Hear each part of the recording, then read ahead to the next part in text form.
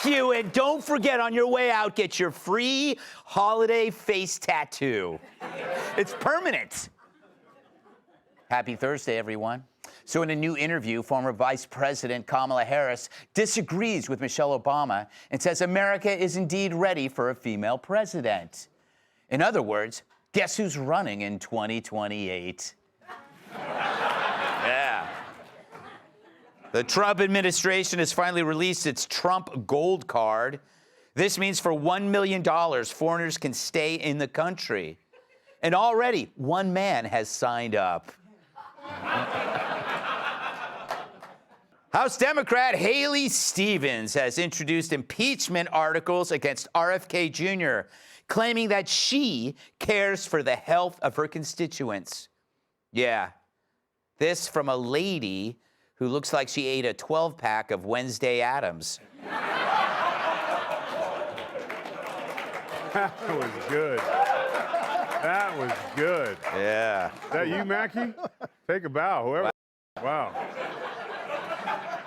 A McDonald's worker recently posted a TikTok video that shows the step-by-step process for making a McRib. J.B. Pritzker is calling the video perfect for masturbating. I know, what a thing to say about food.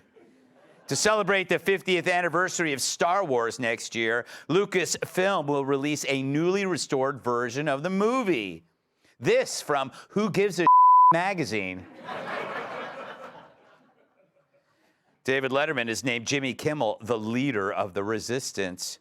Meanwhile, Kimmel named Letterman Lord of the Hobos. Keep riding those rails, Lord. Kyle Rittenhouse announced that he got married. Let's hope it wasn't a shotgun wedding.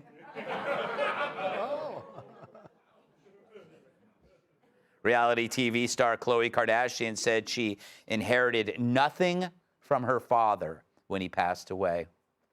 Wow, just when you thought you could not hate O.J. Simpson anymore. Yeah. And finally, Whoopi Goldberg said immigrants from Sweden aren't coming to the United States because of President Trump. And she got this from one of her Swedish friends. All right. It's the only Swedish person we know. and he's not even real. All right, so Donald Trump seized a Venezuelan oil tanker. And why, you ask? Good question. On first glance, it seems like an act Trump is doing simply because he can. Like when I used to hide Bill O'Reilly's teeth in Geraldo's soup. But apparently the ship wasn't just carrying Venezuelan oil. Pam Bondi says the government executed a seizure warrant on the tanker because it had been used to transport illegal oil from Venezuela and Iran in support of foreign terrorist organizations. So Trump seized it. And suddenly the media wakes up and shouts, "Can he really do that?" Well, he did. Now go back to sleep, bitches. Because unlike the last guy, Trump actually gives a damn, when all Joe Biden gave were stool samples. So is this just about using oil to fund terror, or is there more to this? Well, remember, back in 2024, it was reported that over 100 Tren de Aragua crimes, like sex trafficking and shootings in the U.S., were tied to gaps in vetting of Venezuelans who were coming to our shores. And when asked to do so, the Maduro regime refused repatriation requests, which stranded criminals in the United States. So while we were getting overrun with bad hombres, Maduro left us hanging, which may be why Trump's tightening the noose around him. But you could argue Trump wouldn't be seizing tankers and trying to clean foreign gangs out of our cities if the Biden White House hadn't let in 10 million illegals for reasons nobody has even bothered to explain. The Bidenistas had no interest in deporting anyone. None. Zero. Not warlords, not murderers, not even people who like soccer. Well, guess what? Two can play at that game, so Trump just sent a few Americans over to Venezuela. But instead of taking their housing and cash assistance, we took a tanker. A tanker that apparently was up to no good, which prompts the question, how do you say around and find out in Spanish? I should probably know the answer. I have a feeling that's what my maid Juanita is always telling me. Now, clearly, it's on in Venezuela. Trump's had enough. I haven't seen him this pissed since he found a Band-Aid in his taco bowl.